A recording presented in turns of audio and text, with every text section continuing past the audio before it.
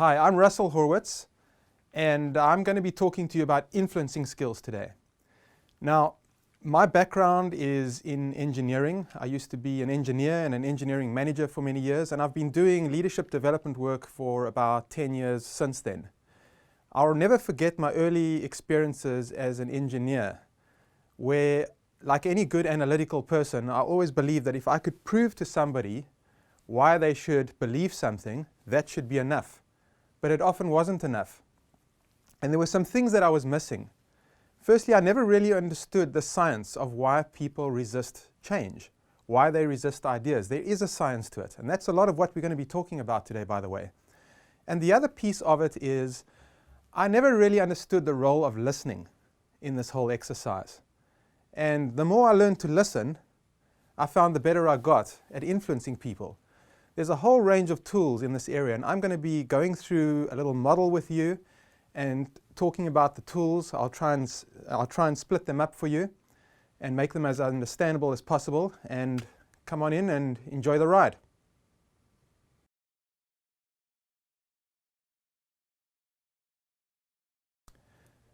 So I'm going to start getting into the meat now by explaining a little model for how you influence someone. And I'll start by working around the outside of this model. It's a 5-step process, basically, the influencing process. Number 1 is to get clear in your own mind what it is you actually want without being vague, and why you want it. And the why often relates back to the problem you're trying to solve, which is D in the equation we just spoke about. Second step is to think about your stakeholders. Who are the people that I've got to win over, and how am I going to involve those people? That's what we call stakeholder analysis. Step number 3 is to think about where they're coming from, and how do I adapt my proposal given where they're coming from. And this is where we start to address a lot of the items that have to do with the F, the size of the first step, because we don't want to ask too much of those stakeholders, or we want to mitigate their concerns.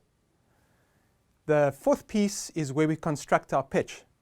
Just how do we string the words together? If you take 2 people trying to explain the same thing, they'll string the words together differently, and one will be more convincing than the other one. There is a best way to do this, and we're going to be talking about that too. And then the final piece is where you actually go and speak to somebody, and you're going to present your ideas, but you also have to manage conflict. Generally, you're going to run into the reasons that they resist that you could not predict. Now, there's some other things that you've got to worry about that have nothing to do with the process, but they're things that generically you need to think about. The first one is social style. I mentioned earlier that I'm an analytical person, and that means something. It means that if you are trying to convince me of something, you've got to show me proof, you've got to show me evidence, you've got to show me how you thought it through. Because my analytical mind doesn't just want to see the end game. I want to see the process. And that's adapting to my style. We're going to be talking quite a bit about that. There's different styles out there, and we're going to go through all of them.